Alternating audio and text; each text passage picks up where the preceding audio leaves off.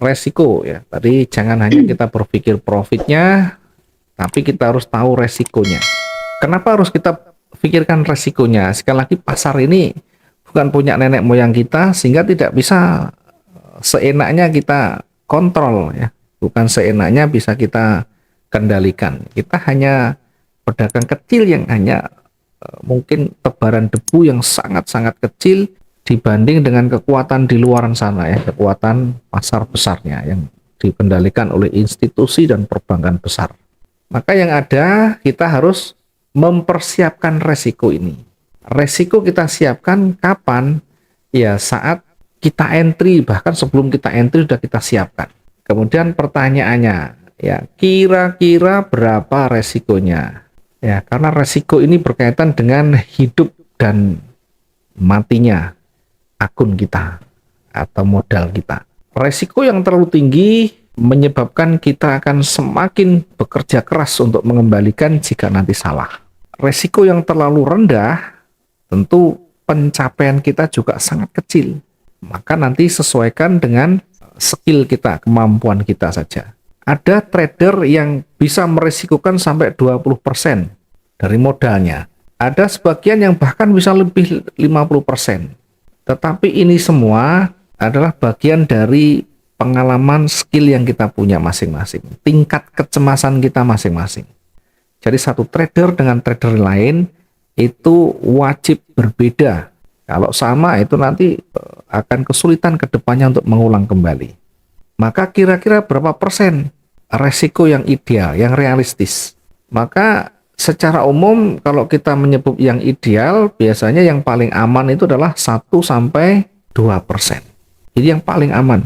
Tetapi bukan berarti harus pakai selalu begini, enggak. Ya mungkin sesekali kita menggunakan resiko lebih besar, 5%. Mungkin 10%. Mungkin 20%. Nah, bagi saya tidak pernah menggunakan resiko lebih dari 20% modal. Selalu kita batasi maksimum 20%. Mungkin bagi pemula, ya cukuplah dengan 1-2% ini. Cukuplah dengan 1-2% dari modal.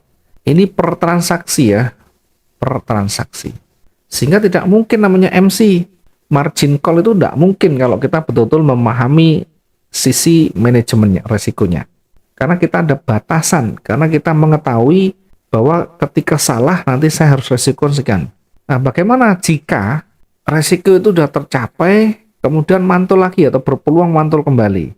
Ya sudah, tidak usah difikirkan atau mantul atau lanjut, tidak peduli. Yang penting kalau kita sepakat dengan resiko yang sudah kita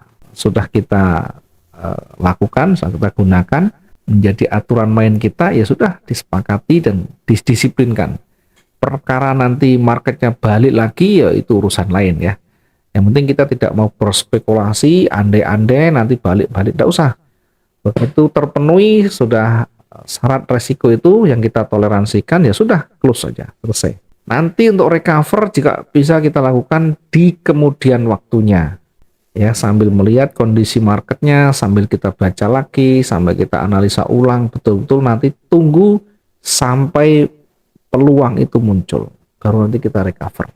Nah, yang ideal ini, ideal antara 1-2%, sebenarnya yang paling aman di situ. Contoh misalnya, ya saya contohkan misalnya kalau modalnya $5.000 misalkan ya.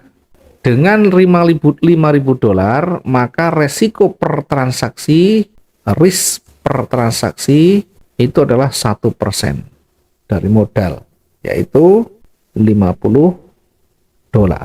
Satu transaksi kita batasi $50. Kemudian misalkan kita batasan maksimum satu hari saat rugi, misalkan 5 kali transaksi. Salah berturut-turut, atau salah terus 5 kali, ya, tanpa ada profitnya misalkan, maka kita bisa berhenti. Ya sebenarnya 5 kali 1% itu kan baru 5%. Misalkan kita sepakatnya maksimum 5% sehari. Kalau kondisinya betul-betul salah semua, kita entry SL sekian, TP sekian, SL kena. Kita entry lagi TP sekian, SL, kemudian kena lagi SL-nya. Sampai 3 kali, sampai 5 kali berturut-turut. Maka kalau udah 5 kali berturut-turut, berhenti sudah.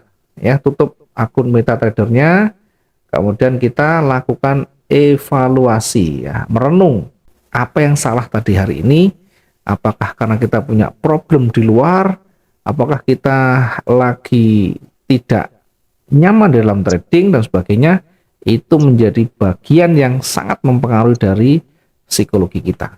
Atau mungkin kita membatasi maksimal 20% misalkan, boleh saja 20%, sehingga dengan resiko 1% per transaksi setidaknya 20 kali gagal ya, baru kita close semuanya ya. Mungkin kalau kita sampai 20 kali gagal berarti ada yang nggak beres. Berarti cara membaca kita, kemudian kesabaran kita, kedisiplinan kita termasuk di sana biasanya sangat agresif, pengen cepat yang seperti itu, yang banyak jatuhnya. Ini resikonya. Jadi per transaksi selalu dibatasi. Kalau per transaksi $50, maka kalau 5 kali transaksi ini hanya $250. Masih jauh. Tidak mungkin MC sudah. Jadi margin call MC ya, biasa dikenal dengan MC itu biasa rata-rata lebih dari 85% modal. Biasanya lebih dari ini. Ya, tergantung broker masing-masing. Kebijakannya beda. Ya, kira-kira di situ ya.